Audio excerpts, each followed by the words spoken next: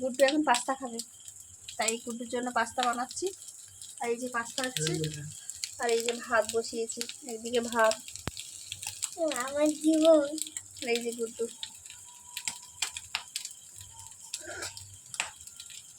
আমার সোনার ছেলে সন্ধ্যাবেলা অনেক পড়াশোনা করেছে, এবিসিডি পড়ে নিয়েছে না শোনা, এবিসিডি পড়েছে আর হোমওয়ার্ক করে নিয়েছে স্কুলের সব, তাই না? এখন পাস্তা খাবে, তাই জন্য পাস্তা হচ্ছে। আর এই যে ভাতও একদিকে বসিয়ে দিয়েছি গুড্ডুর, আমাদের সবার জন্য।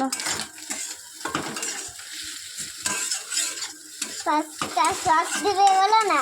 হ্যাঁ, পাস্তা তো সস দেবো তো, তুমি বলবে তো? গুড্ডু এই পাস্তাটা খেতে খুব ভালোবাসে, তাই জন্য এই পাস্তাটা করি।